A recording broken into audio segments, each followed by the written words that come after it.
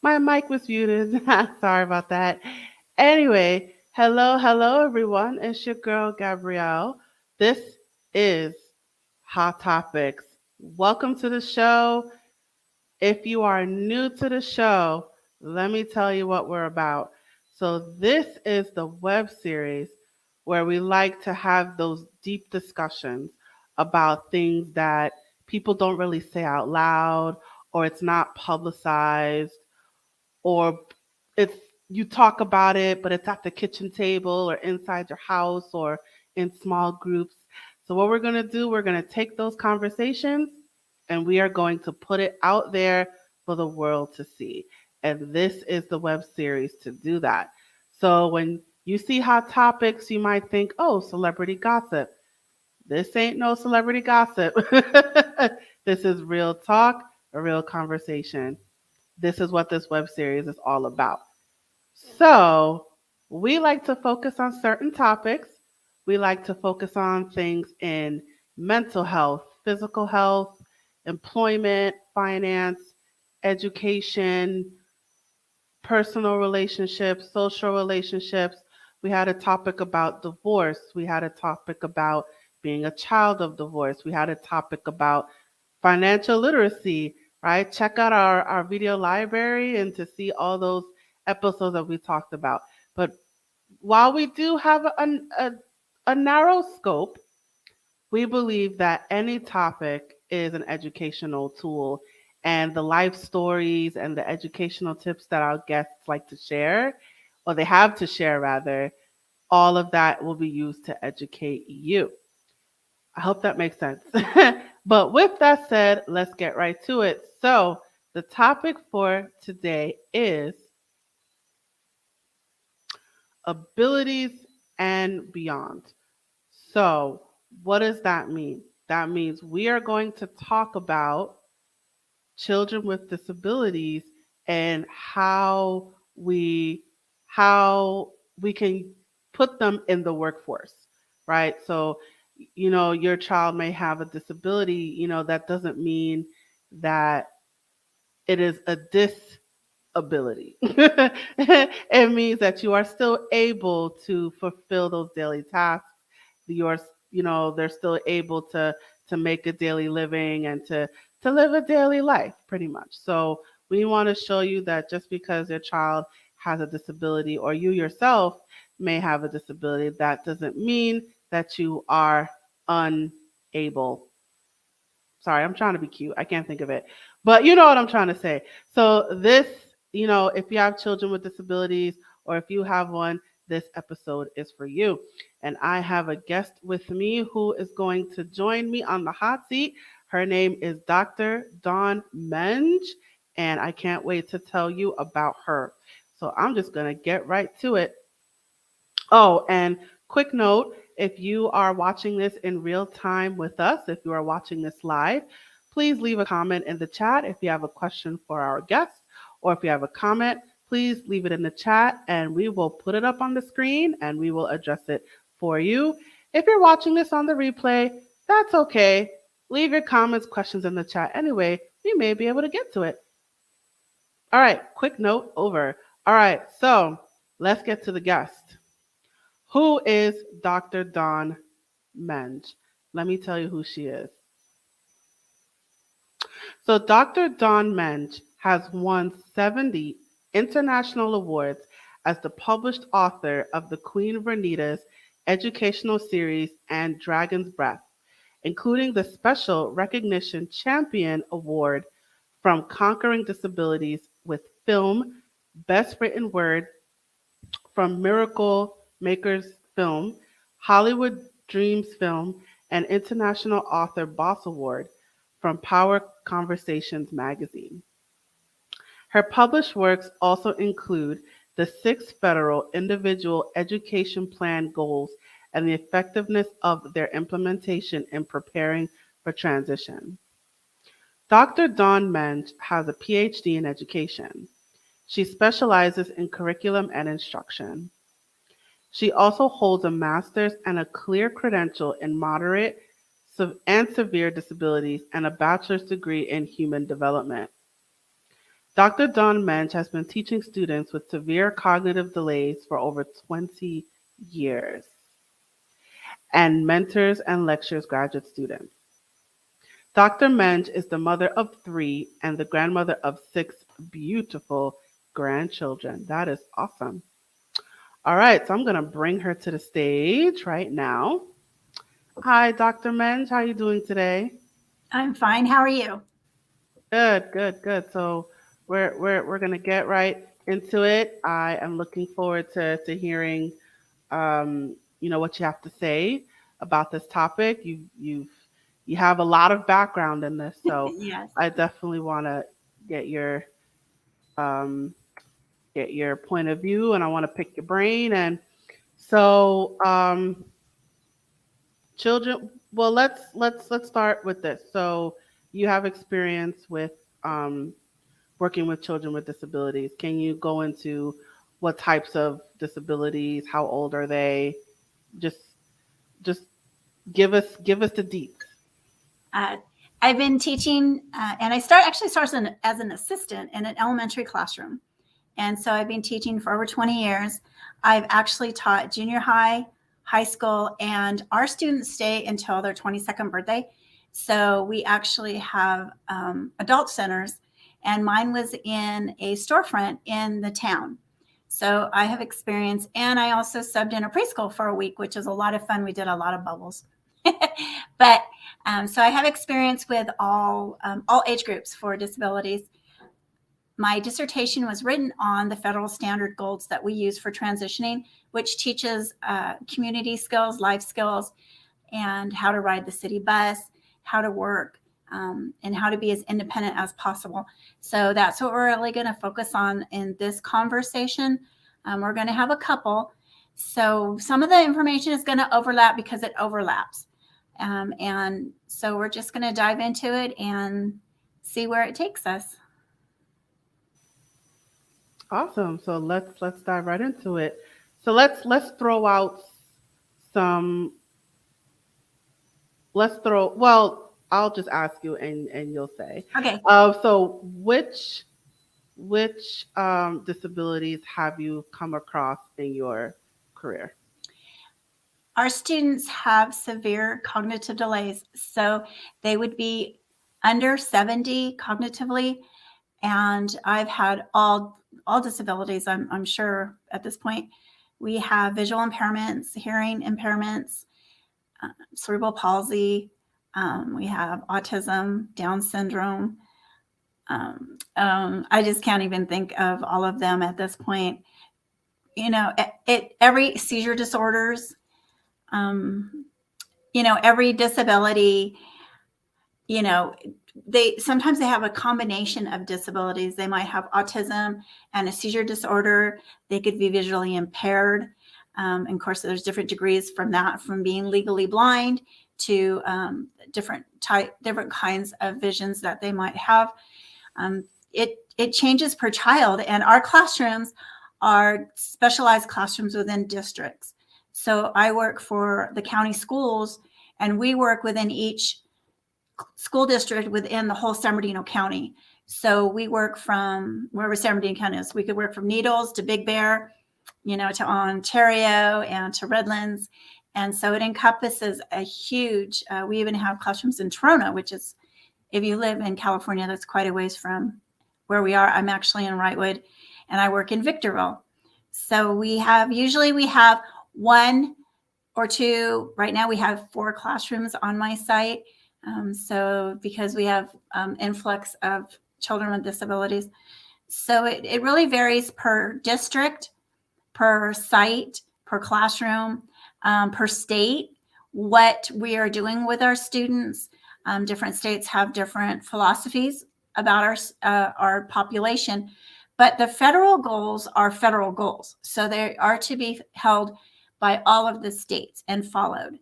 So anybody who has a child with a disability should know that at the age of 15, they will start creating the goals for the transition. Now, these are above and beyond the academic goals or the occupational therapy goals, the speech goals, physical therapy, whatever services their child has.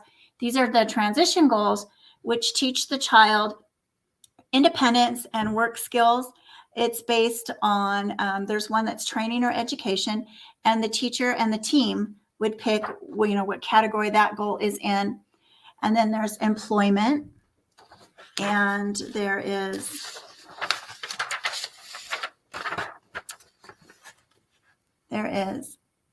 community experiences. And that could range from monetary skills. A lot of my students are learning to count bus passes, to give them to the bus driver, to ride the community bus, to speak to the public, to order and pay for meals or whatever it is that we're doing. And then we have living skills and independent skills. So this could also range from, again, learning to count money, handling your own money, budgeting your own money, to toileting, feeding yourself.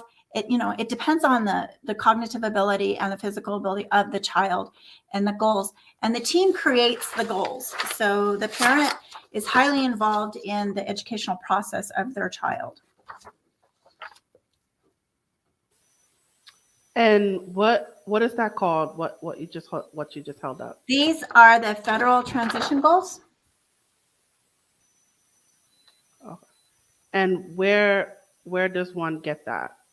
Under the Department of Education, the Federal Department of Education, there's categories for special ed, and you can look on there. But the forms themselves vary from district to district. These are the ones that we use in our district. But if you went to LA County, their IEPs look very different. But they all have goals. So you would be creating goals. So the goals start with present level performance. So that would be what the child can do at this moment. And then we have what you want after you graduate. It says after graduation or completion of high school, the student will, and then you're just going to describe what the ultimate goal is, the big goal. What do you want the child to be able to do? To order their meals in a restaurant independently, to be able to count out their money and pay for it. What is the ultimate goal? And then this is going to be the steps. How are we going to get there? So this would be the step, and the goal lasts for a year.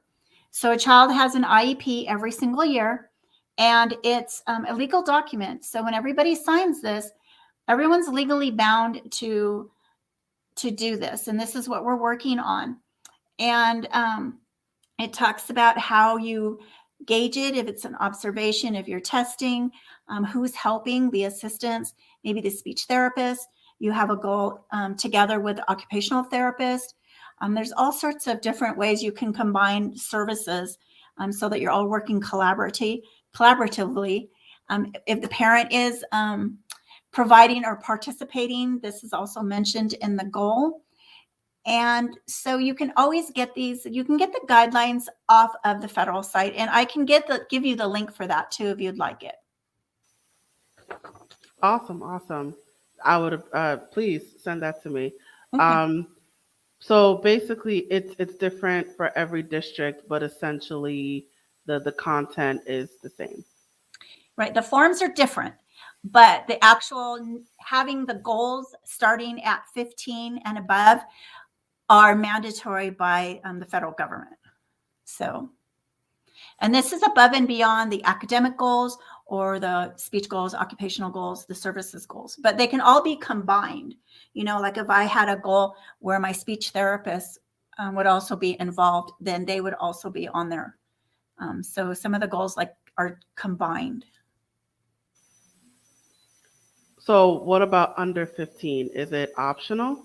Under 15, we're not working on the transitioning because we're transitioning them from public education to adult life. And so we're working on specific goals like independence, community, so that they can be active adults. So below that, we're working on the academic part of it. So we have academic goals. Got it. So we're gonna focus on the transitional goals. Yes. So you said some already about the types of goals that parents ask for. So you talked about travel training, being able to get a bus pass, to be able to count money at a restaurant, to pay for something, to what were the oh, to find a job, to hold down a job. So what other goals do parents ask for Again, it's based on the child's based abilities. on It could education? be learning how to cross the street safely. It could be if the child isn't leaving the campus, it could be going to the cafeteria and standing in line, learning to stand in line, wait their turn, ordering from the cafeteria, sitting outside and socializing with the general population on campus. It depends on every site has different things that they can access. We have in our environment, we have different classrooms. When I had the center in the storefront, we did a lot of like going to the bank and practicing at the actual bank and making deposits. The children, when they work in the community, they're part of Workability. They actually earn their own paychecks. So when we were on the high school campus, there was a bank on the high school campus. So my students had an account and they would go over and they would deposit their money and then they would take it out as we were going into the community.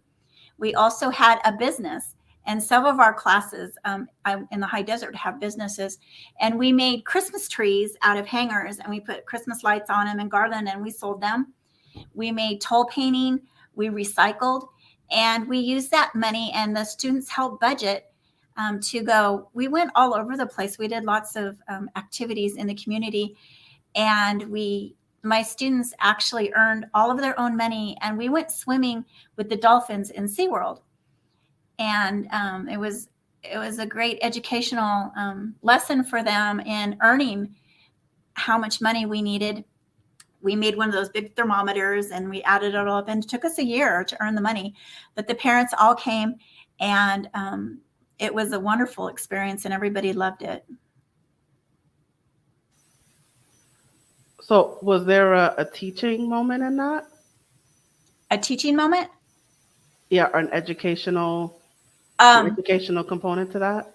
well, the whole thing was educational. Of course, we're at SeaWorld, so we're learning about animals and sea life. And so we had all of that. We learned a lot about dolphins and how they lived. And there's a lot of therapy in the animals themselves. I had a child who actually had become paralyzed, and I was homeschooling. And so part of her ability to be able to go, she had to do a lot of work with her OT therapist and her physical therapist to be strong enough to make the trip to travel to San Diego. She actually got into the pool in a harness. They put her in a harness and put her down, and she was able to be around the dolphins. And we do a lot of work with the service animals, dogs, horses. The dolphins were part of that also. It's soothing, it's therapy. The children connect to the animals and the animals connect to the children.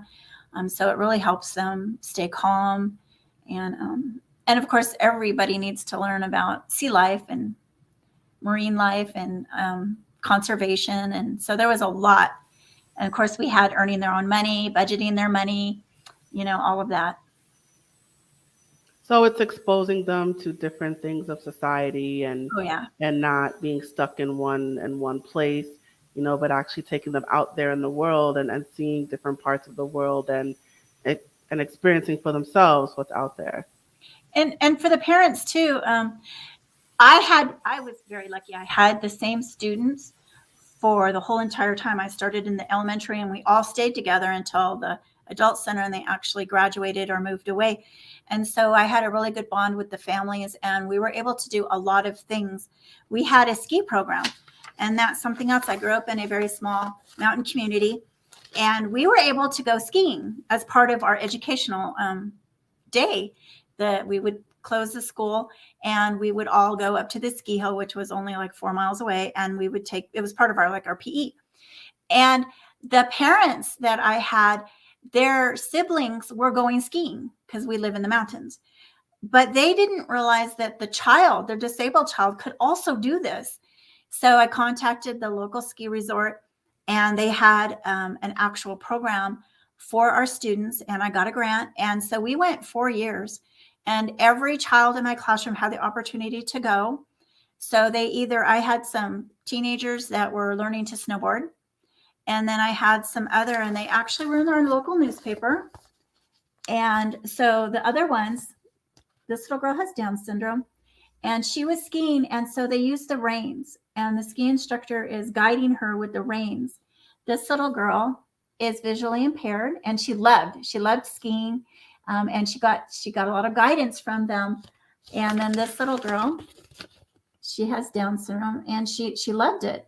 And she actually was also going to the college. My students went to the college and took the restaurant class, so they learned how to make meals, how to serve meals, how to wash the dishes. This is all employment skills.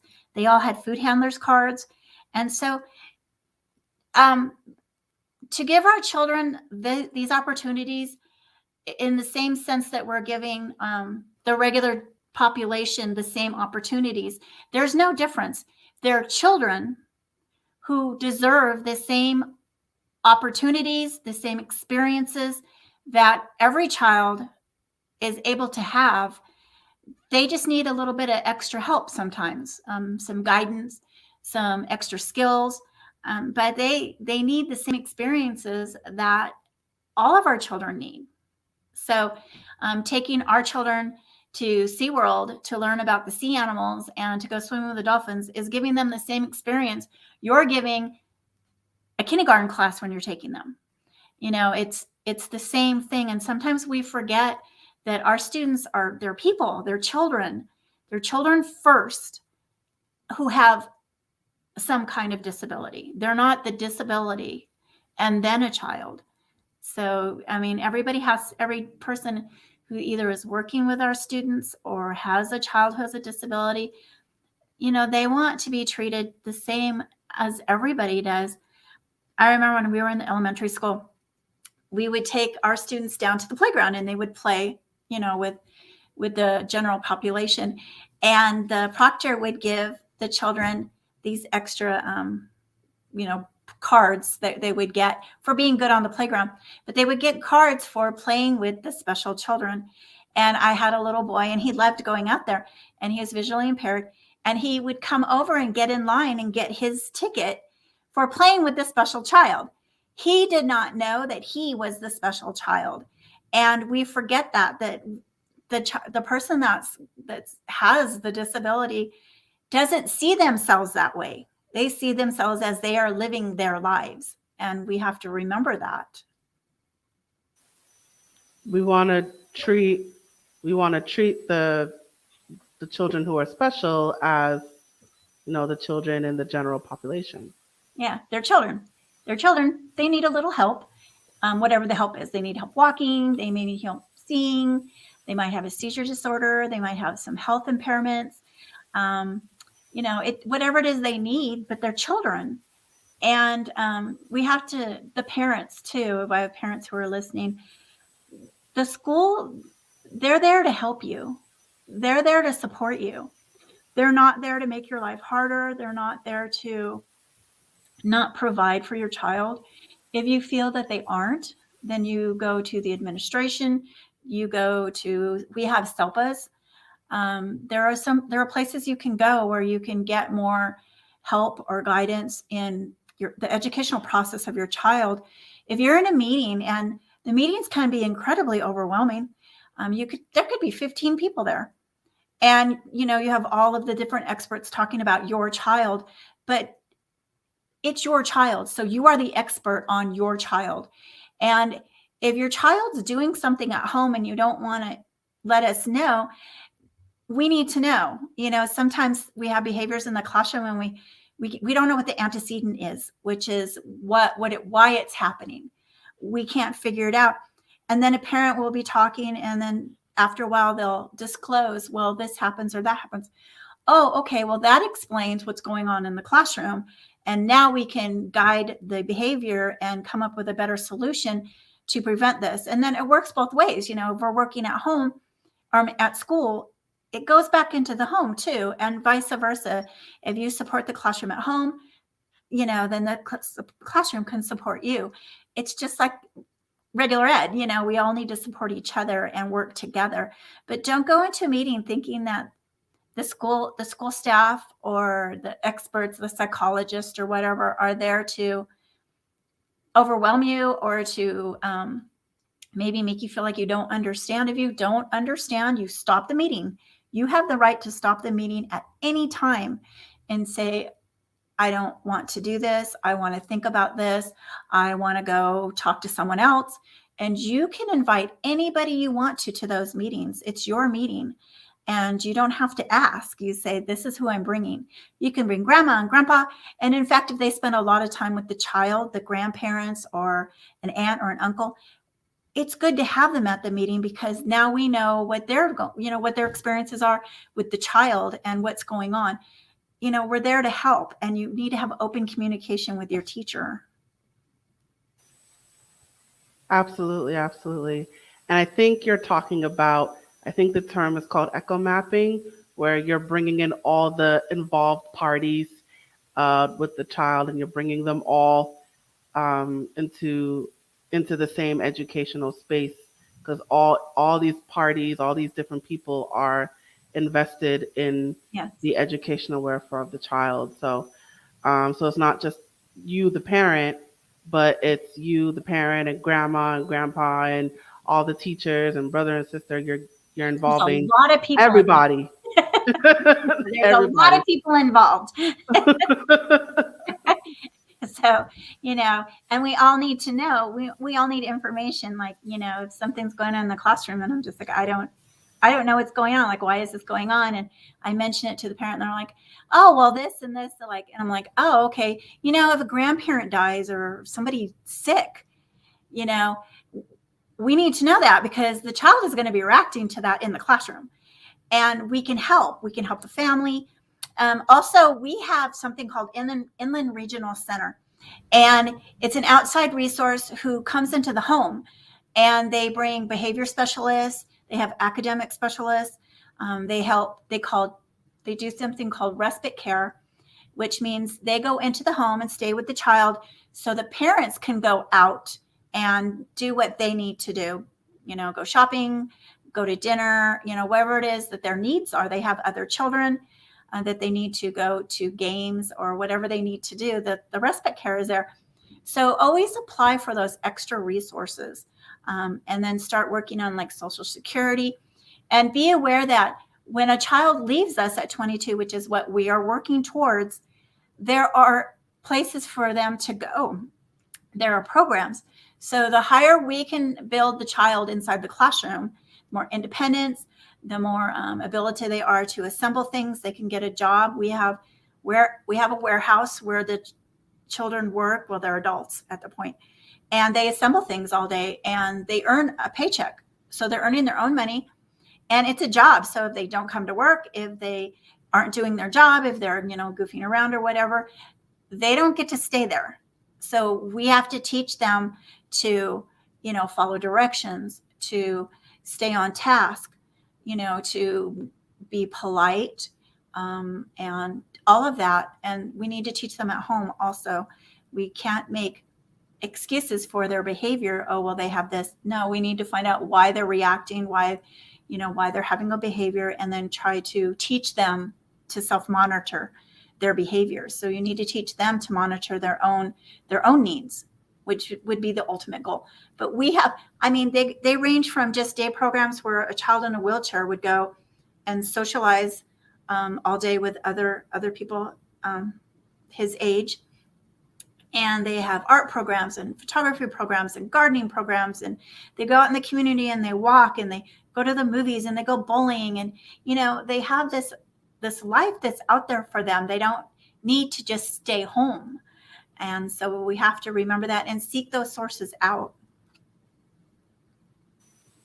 Right. And all those resources are available to parents. So it's not like, they feel alone or, they have to struggle. These, the information is out there, the resources are out there. It's just taking advantage of it and taking that first step to go get it. But that information is out there. Yes, it is. And if you don't know where it is, you can reach your administration, your teacher. We have SELPAs that have information for that. We're at a meeting, and in fact, I just had one the other day, and the parent wanted to know her regular eye doctor couldn't service her child. And so she says, I don't know where to find a doctor who works with, her daughter has autism and intellectual disability because she can't read the eye chart. So the doctor says, I can't test her for her eyesight. And so our nurse has a list of specialists that work with children with disabilities. We have a list of dentists that work with children with disabilities. So if you're sitting at a meeting and you need something, you need to take your child somewhere, ask, because we have those lists. We have the forms. So when a child turns 18, they're a legal adult. And sometimes people don't understand that. So someone could have them sign a contract or an apartment or anything, and they would be legally obligated to it because they are an adult. So the parent needs to get conservatorship. So if we're sitting at a meeting and we just start discussing with the parent at an early age, 14, 15, 16, when the child turns 18, you need to make sure that you're getting conservatorship. So we give them plenty of time to think about this because it's a process. It takes a lot of work. Sometimes they have to hire lawyers, and you have to go through the court system and all of that, and you can apply for Social Security. But if you don't have that, sometimes people feel like, well, I'm taking that away from my child. Now I'm taking their rights away and their power in their life, but you're not. What you're doing is protecting the child so that if they need the protection, they have it. But if the child is able to make some decisions on their own and you feel comfortable with that, then let them do it. It's just you're their backup. So if they need help, then you're there and you say, well, you know what? I have conservatorship over this child, so they can't sign that contract with you. This isn't legal. Or they can't give you their paycheck. They can't do that. So you have that authority to stop something that is not upfront, so don't hesitate to do that either. Absolutely, absolutely. You got to be. This is to be assertive, right? Right. So parents should be assertive when it comes to their child's education and their well-being. I have an older brother who's disabled, and he was in a center, and something happened, and so they took him to the hospital, and they actually took him off of his medications. So then he was disoriented, and we did not know where he was, and we don't have conservatorship. It's just something that my mother has not done, but we couldn't find him, and they moved him from one hospital to another. And when we tried to talk to him, he said he didn't want to talk to us because they had taken him off his medications, and then he was disoriented and confused. And so that's something that could happen. They could get in a car accident and be taken to the hospital. And if you don't have, any legal right over them, they're not going to let you. They're not going to let you make decisions. They're not going to let you talk to the child. And it's scary. It definitely sounds scary. So you have to remember that. It's for their protection. Yeah. All right. I want to make sure we get to this before we close. So I wanted to bring it back where you talked about teaching children with special needs independent skills, how to do things for themselves, especially when they become adults.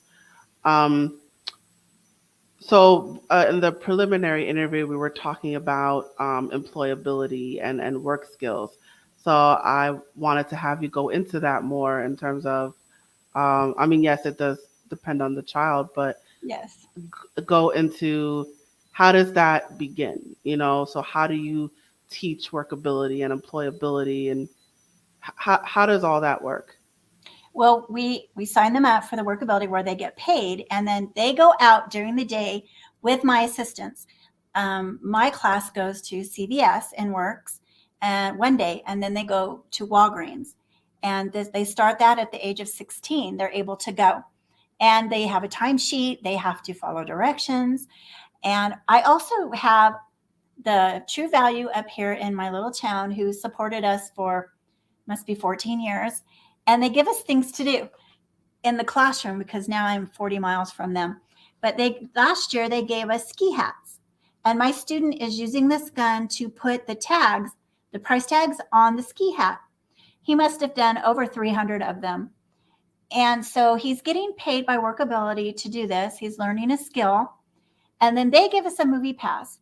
And I get the bus passes from the county schools. And so we practice riding the city bus. This is us getting on the bus. And my student has to hand the bus driver the bus passes, and then we ride the bus, and then we're able to go to the movies once a month doing this. But they know that if they earn the money, we get to go to the movies and ride the bus, and then we go out to lunch. And so learning work skills is just like any other person. I forgot to bring them. I'll bring them next time. But we have things called vocational jigs in our classroom. And they're from Attainment Company, if any of the teachers want to buy them, or even parents, you can buy them and use them at home.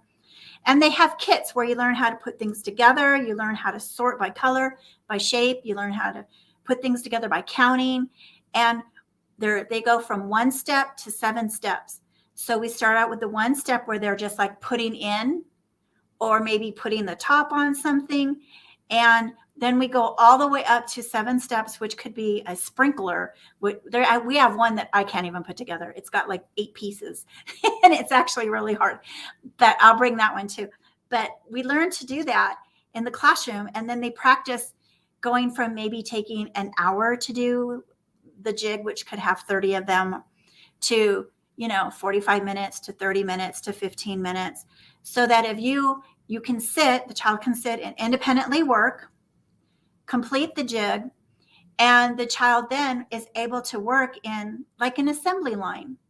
They're able to do the job and to keep doing it and stay on task. So I have students right now, I'm doing 12 to 22-year-olds. So I'm starting my 12-year-olds on doing this. When they're done with their academics and they need a break, they'll get up, and we have 2 bookcases filled with these jigs, and they'll get up, pick which one they want to do, bring it back to their desk, and they'll complete it. And then they will go back to doing some academic work. And so it's something they're doing all day long, and then they just learn to do them as they progress and their skills progress. So in terms of the skills, it sounds like you focus more on activities that can be repeated, that is hands-on, that involves scheduling, sticking to a Yes. same time. So it's you when it comes to workability and teaching those skills, it sounds like you focus on a specific set of skills. Um, Again, it depends on the child. Gotcha. In the classroom, they're working on the vocational jigs. The ones that are 16 and over and enrolled in Workability, they're doing that and going actually out into the community and working, like at CVS, they're stocking shelves. They're, tidying things up. The True Value, they give us bags of receipts, and my students add them up and put like 10 receipts together. So they're learning lots of different skills. Some of the students work at like the Dollar Tree or Stater Brothers. It depends on. I've had students who worked in places where they did like custodial type work. So it really more depends on the child you have in the classroom at the time and what you have around you that you can access and who's willing to help you. So if any of your audience are business owners and they were willing to be part of this program, when I had the center in the store, my students worked in pizza places. So we worked in Little Caesars for a year, and my students, made everything from putting the dough in the dough stretcher to putting the sauce on to counting the pepperoni, all of that. They worked at Pizza Hut, where they actually put the salad bar together, and the rest of the class would come and they would serve us lunch. So it depends on the skills. Another pizza place, we have a lot of pizza places in our town, but the other one, our students put the boxes together, assembled all the boxes, which is something we're teaching in the classroom, is to be able to do repetitive work, to stay on task and complete it. And we were able to work in the the pizza factory, put all the boxes together for them, and they were able to earn money. So it really depends on the child themselves, and what is available around the classroom. So now, in terms of where they go to work, do you already have those relationships with the employers, or do you encourage students to just find any job? No, my students don't. My students, again, are cognitively delayed. So we actually have a specialist who has all of the contacts. And from the school site, he knows like what businesses are willing to have our students in there. So it's CVS and Walgreens, the big stores, Dollar Tree, and things like that. So the workability technician does all of that.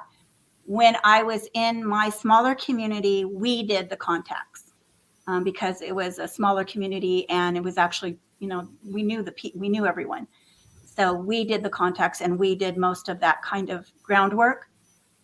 So it depends. Again, it depends on the teacher, the environment. I've done things with parents who had businesses, and they had our students doing things and helping. So it's all about the students and what we can do for them. Absolutely, absolutely. And I'm wondering, is it safe to say, again, I know it depends on the student, but in terms of training at home, right? If I had a child who was work ready, what can I do to get my child prepared? Is it things like giving them a task that they have to do at the same time every day, or the same day every week, or something that involves a lot of repetition? What can parents do to um, I mean, even early on, I mean, not waiting until they're teenagers, but Well, even yeah, starting no, when they're small, yeah. what can parents do to instill those skills at home? Start with every child. You start with chores, having expectations, having high expectations, having them help make dinner, having them help set the table, make their beds, do their own laundry, independence, helping the other dad, mom, in the yard, all of that, teaching responsibility, making sure that whatever it is you've asked them to do, that they complete it, and then they do it correctly, and that they are able to be corrected. Some people can't, take criticism or being told no. And the children need to learn that they're going to be told no, and they're going to be asked to do something over again if they don't do it correctly. And they can't get upset about that. They have to have the same tolerance, you know. And so, and for parents, take your child out into the community with you. Sometimes it's hard. Sometimes it's very hard. I have gotten children, I went from the adult center in town where we were out in the community constantly, I was moved to a new school site when everybody grew up and moved away. And the parents, I said, well, we're going to go do this. We're going to go to this restaurant and have lunch. And the parents were like, no, you're not taking my child anywhere, because they were having a hard time taking their child. So they weren't exposed to even like field trips and going out in the community. And why do we need to do that? And so I had to do a lot of educational work with the parents themselves. This is why we need to do this. They didn't know there were centers that the children could go to after they left us. They didn't know why we were trying to teach this, and so there was a lot of groundwork I needed to redo with just the whole system, getting out onto the campus and going to the cafeteria. People are like, why are you doing this? Well, because their students on campus. They can go to the cafeteria, but there was a lot of mismanagement about our students. And so, you have to take your child out, even if it's tough, even if it's just for a short time, until they can build up, a tolerance for being out in the world. Everything that you do to help them grow and be independent, teach them to use the microwave, heat their own food, pick out their own food. I had a parent once, I was we were teaching the child to heat up their breakfast in the microwave.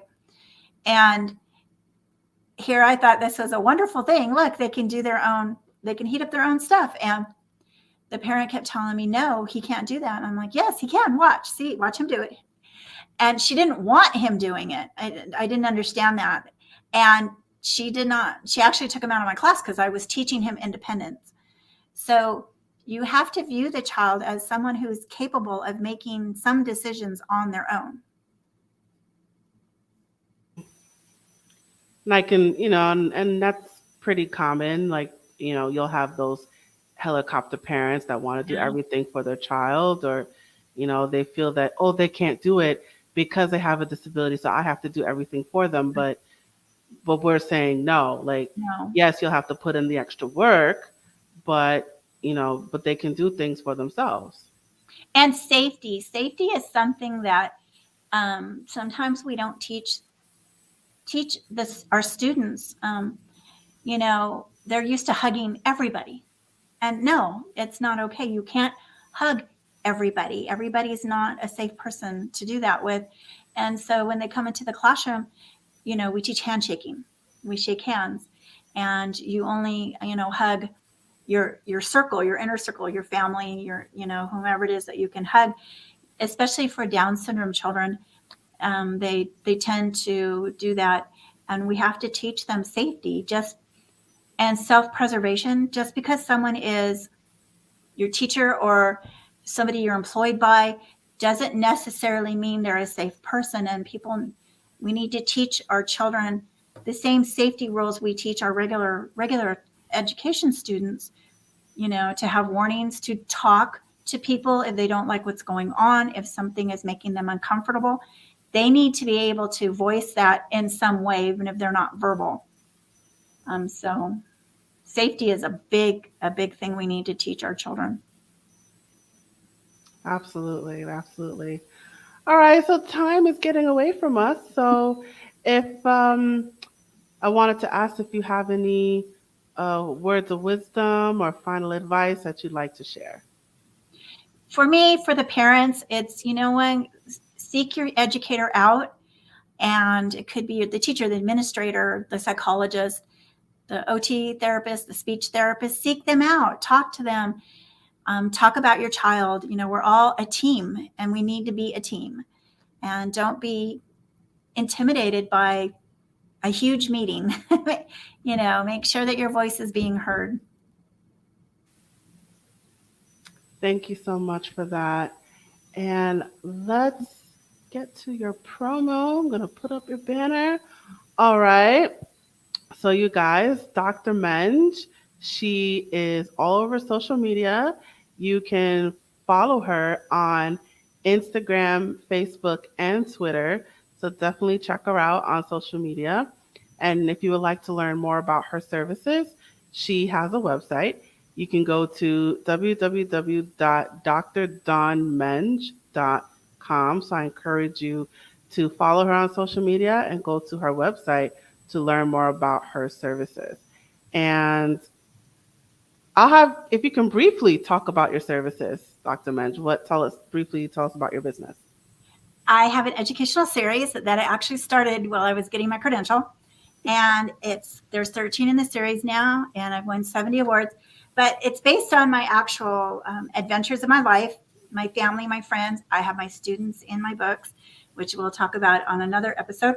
But they go pre-K to 7th grade, and they're educational. So they're based on the calendar skills, their math skills, days of the week, months of the years.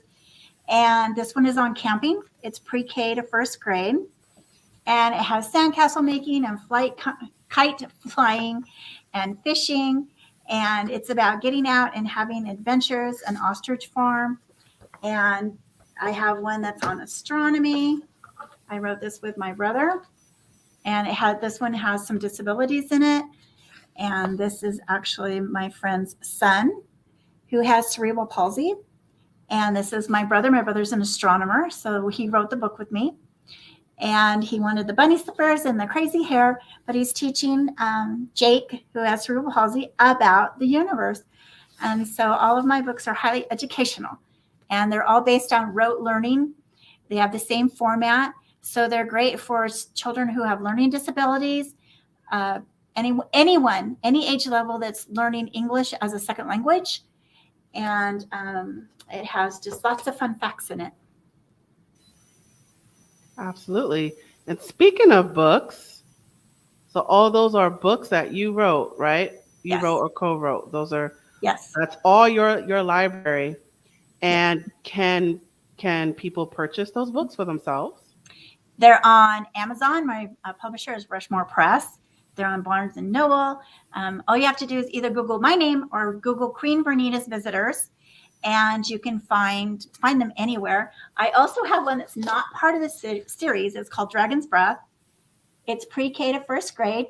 It's a story about a king and a queen who run into a very mean dragon who becomes jealous and starts doing things to the village. And it's all about teaching kindness and, not hurting other people when you're jealous or angry.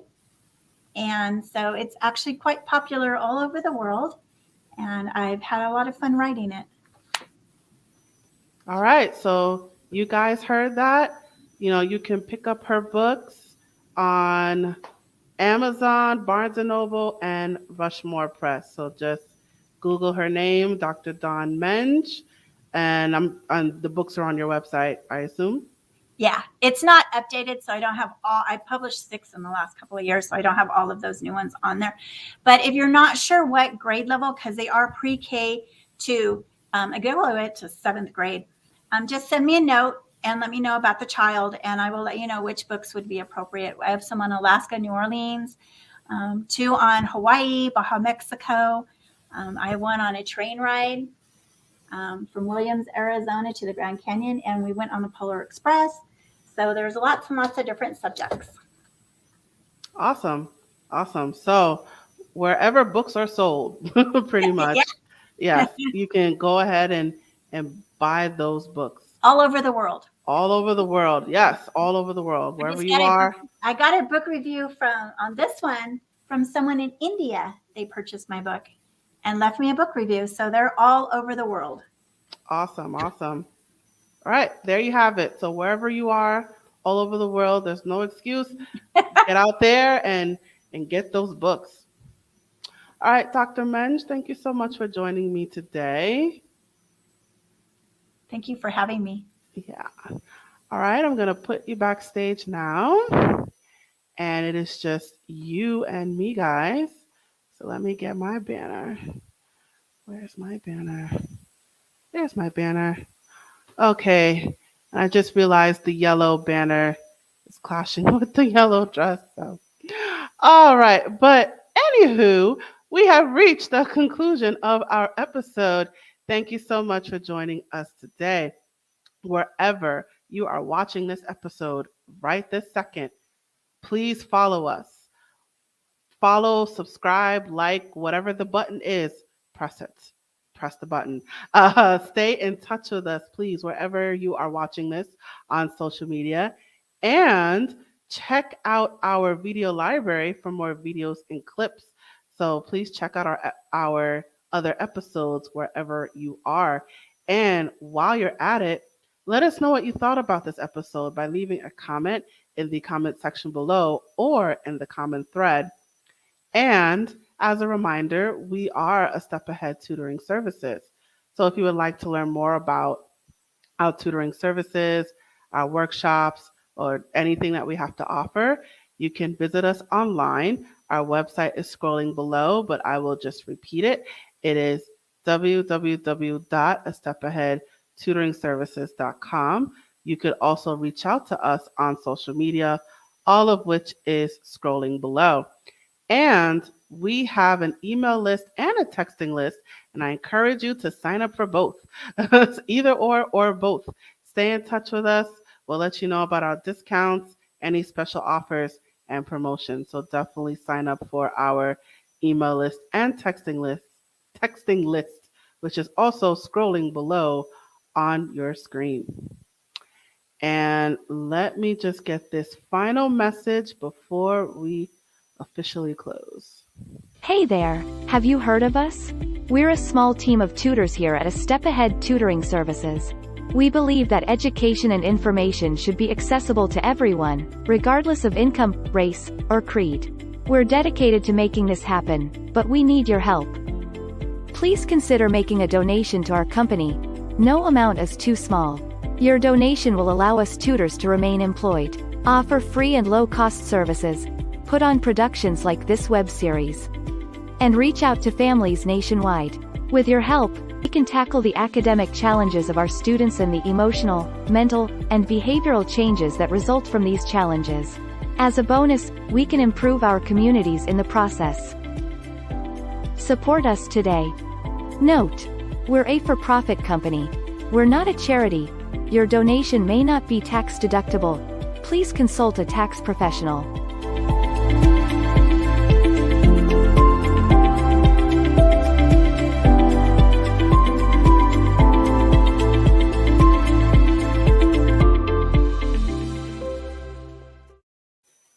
Absolutely. So, yes, please consider making a donation today.